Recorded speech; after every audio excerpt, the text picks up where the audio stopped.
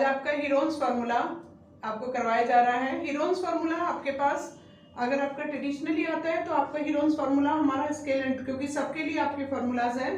Right angle triangle के लिए भी होता है, इक्विलेटरल ट्राइंगल का भी फार्मूला होता है, आइसोसेलेस का भी होता है, लेकिन स्केलन का कोई फार्मूला नहीं है। तो मैथमेटिशियन हीरोन्स नाम के मैथमेटिशियन ने जिस फार्मूले को बनाया उन्हीं के नाम पे उस फार्मूले का नाम हीरोन्स फार्मूला बना। ठीक है, तो लेकिन अगर अभी आपके वन मार्कर है, वन मार्कर नहीं भी है और आपको एक पूरा लंबा करना है तो आपको ट्राइंगल्स का बेस पूरा पता होना चाहिए हीरोन्स फार्मूला करते हुए। हीरोन्स फार्मूला में अगर आपका राइट एंगल ट्राइंगल आता है, ये आपका राइट एंगल ट्राइंगल आया तो आपका ये 90 डिग्री की जो अपोजिट साइड है ये हाइपोटेन्यूज है, इसको बिल्कुल छोड़ दोगे। आपका यहाँ पे कोई पाइथागोरस में इसका रोल है, आपका जब एरिया निकाल रहे हो तो इसका कोई काम नहीं है। एरिया में अगर सपोज उसने ये दिया हुआ है तब आपको फाइंड करना है कि इसका हमें क्या एरिया चाहिए, तब आपका काम होगा, अदरवाइज इसका कोई काम नहीं है। इस दोनों में से कुछ भी, ये भी बेस हो सकता है, ये भी बेस, दोनों में से जिस पे 90 डिग्री एंगल बना है ये दोनों साइड इसकी बेस और हाइट होती है। राइट, ये दोनों, इन दोनों साइडों को हाइपोटेन्यूज को कभी भी कंसिडर नहीं करोगे। तो ये आपके पास कितना आया, area of right angle triangle कितना होता है, हाफ बेस इनटू हाइट। अब इसमें से बेस सपोज आपके पास, आपने ए बी कंसीडर करो, बी सी करो, कुछ भी लिखो, कुछ भी हो सकता है, ये आपके पास इसके अंदर आएगा। इसके बाद कई बार इसी के अंदर, इसके अंदर स्केलर ट्राइंगल के अंदर भी जब आप हीरोन्स फार्मूला से आपने एरिया निकाल लिया और वो कहते हैं कि उसकी आप हाइट बताओ, आपको अगर वो पता है तो यहाँ पे दूसरा होता है कि जरूरी नहीं है कि ये यहाँ पर हो, ये ऐसे ही बना हो। अगर ये ऐसे आपका 90 डिग्री है तो ये आपके पास ऑल्टीट्यूड नहीं है, आपका परपेंडिकुलर आपका डला हुआ है बेस बीसी के ऊपर। तो जिस पे परपेंडिकुलर डलता है, जैसे सपोज ये जिस पे परपेंडिकुलर डला है तो ये आपके पास क्या होगी, हाइट, और ये जिस पे परपेंडिकुलर होगा वो क्या होगा, बेस। अगर ये सपोज ट्राइंगल कोई तुमने लिया, ये ट्राइंगल लिया और उसने यहाँ पे बनाया हुआ है आपका ए बी सी और ये आपका 90 डिग्री है, तो ये आपके पास ए बी बेस होगा और सी डी आपके पास क्या होगा, परपेंडिकुलर होगा, इसकी हाइट होगी सी डी।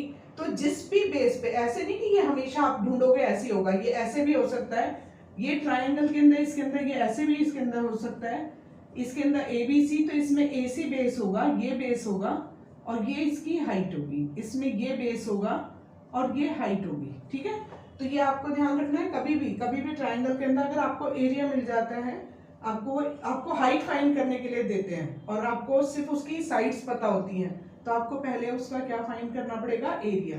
एरिया फाइंड करने के बाद अगर उसकी हमें तीनों साइड्स की वन है तो बेस तो वो बोलेंगे कि आपको इस साइड पर आपको चाहिए, कई बार बोलेंगे लार्जेस्ट ऑल्टीट्यूड बताओ, स्मॉलेस्ट ऑल्टीट्यूड बताओ, तो वो आपको इसको बताने के लिए इसको पता होना आपका जरूरी है कि किस पे, इसलिए आपको सब पे, ये नहीं कि आप हमेशा नीचे ही, हम एक कन्वीनियंट के लेवल पे इसको नीचे ही सभी बना देते हैं, इसको ये ऐसे भी हो सकता है, ये ऐसे भी हो सकता है, किसी भी तरह से हो सकता है।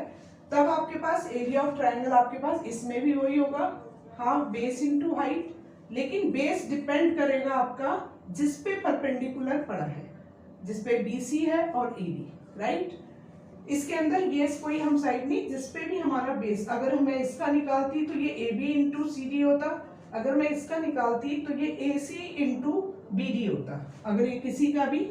इसलिए इस चीज का ध्यान रखोगे कि हमेशा ए डी नहीं ढूंढते रहोगे। राइट, ये आपके पास आ गया और एरिया ऑफ ट्राइंगल। अगर आपके पास उसके अंदर आपको हाइट फाइंड करनी होती है, बहुत बार हीरोन्स फार्मूला से आपने निकाल भी लिया, हाइट फाइंड करनी हुई।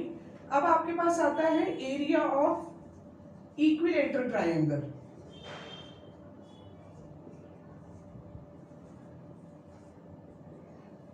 एरिया ऑफ इक्विलेटरल ट्राइंगल का आपका फॉर्मूला होता है, बिल्कुल 7th क्लास से 8th क्लास से इसको आपको याद करवाया जाता है, ए स्क्वायर। ए क्या पे, यहाँ पे ए किसके लिए डिनोट होता है, साइड के लिए। और अब पक्का इसे याद करके रखो बच्चे, ये आपका, अभी आप 9th में हो, ये हमेशा हमेशा काम आता है। बिल्कुल इसको, जैसे आप किसी कोई भी किसी चीज को करते हो, बाय हार्ट करते हो, तो उसी जैसे आप आजकल जो रैप शैप सॉन्ग हो उन सबको आपको बड़े अच्छे से चलते फिरते याद करते हो, गा लेते हो, उसी तरह से आप ऐसे फॉर्मूलाज को भी अपने आसपास लिख के रखो, बार बार लिख के प्रैक्टिस करोगे, बिल्कुल आएगा। राइट, अब इसके अंदर हाइट ऑफ इक्विलेटरल ट्राइंगल, या उस हाइट को हम क्या बोलते हैं, ऑल्टीट्यूड ऑफ इक्विलेटरल ट्राइंगल। ये तो अगर आपके पास इक्विलेटरल ट्राइंगल नहीं है तो आप ऐसे हाइट निकालोगे, ऑल्टीट्यूड ऑफ इक्विलेटरल ट्राइंगल। इसी ऑल्टीट्यूड को ही क्या बोला जाता है, हाइट। ये क्या हो जाती है आपके पास, √3/2a। ए अभी मैंने बताया हम साइड के लिए यूज करते हैं, ठीक है, उसको शॉर्ट फॉर्म में ए लिखा जाता है। ये आपके पास आता है इक्विलेटरल ट्राइंगल का। अगर ये आप अब इसको इस सबको आप नोट करिए, और इसके बाद अगर आपके पास हीरोन्स फॉर्मूला के लिए, हीरोन्स फॉर्मूला आपके पास किस में यूज होता है, हीरोन्स फॉर्मूला जब आपके पास स्केल एंड ट्राइंगल होता है। स्केल एंड ट्राइंगल का मतलब होता है उसकी तीनों साइड आपकी अलग है, ये ए बी सी तीनों साइड आपकी अलग है। तो इसके लिए हमें सबसे पहले क्या निकालना होता है, एस। एस किसको डिनोट करता है, सेमी पेरीमीटर को। ए प्लस बी प्लस सी, इसको आपके पास /2। इसका क्या मतलब होता है, आपसे कई बार पूछेंगे सेमी पेरीमीटर बताओ, तो इसको आप पूरे फुल फॉर्म में क्या लिख सकते हो, semi perimeter is equal to perimeter upon 2। ठीक है, आपको पहले ये पता होना चाहिए। अगर आपको ये पता चल गया है तो फिर उसके बाद आपके पास क्या होता है, आपको क्या लेना होता है इसके अंदर। ये तो अभी आपने खाली सेमी पेरीमीटर पता किया है जो एस से डिनोट करते हैं, और ए प्लस बी सी उसकी तीनों साइड्स को हम ऐड करते हैं तो पेरीमीटर आता है। इसके अंदर आपने अगर एरिया निकालना होता है, एरिया ऑफ ट्रायंगल, तो उसका फॉर्मूला होता है आपके पास एस, जो आपने सेमी पेरीमीटर लिया एस, एस माइनस ए। एस माइनस ए का मतलब उसकी आपने फर्स्ट साइड को माइनस किया, एस माइनस बी और एस माइनस सी। ठीक है, आप इसको करोगे एस माइनस सी। इसके बाद इसको हमें इस अंडर रूट को हटाना होता है। बच्चे गलती क्या करते हैं कि बहुत छोटे छोटे फैक्टर्स उसके निकाल देते हैं। आपको सिर्फ पेयर करके किसी भी नंबर को बाहर लेना है। अभी ये आप इस फॉर्मूले को लिखेंगे, मैं आपको एक दो सम्स इसके ऐसे करके दिखाऊंगी। जो आपने बड़े बड़े आपको सिर्फ पेयर्स चाहिए। आपको ये नहीं करना कि कोई आपका टीचर आपका करेक्ट होने से मतलब है, वो ये नहीं देख रहे कि आपने उसके फैक्टर्स कितने, बहुत छोटे फैक्टर्स मत बनाइए। अगर सपोज 18 दिया हुआ है आपके पास, आप उसको, और 18 दिया हुआ है, अगले में 24 दिया हुआ है, तो आप उसको 6 4 आपने करा, 9 3 आप ऐसे थोड़ा सा उसको आपकी कैलकुलेशन पे अगर कमांड है तो आप उसको थोड़ा, फिर उसके बाद सेकंड स्टेप में आप थोड़ा उसको, अगर आपको लग रहा है कोई फैक्टर नहीं मिल रहा तो सेकंड स्टेप में आप थोड़ा सा उसको फैक्टर्स आप ज्यादा बड़े कर सकते हो। ठीक है, अभी आपने क्या करना है, इसे आप नोट डाउन करेंगे।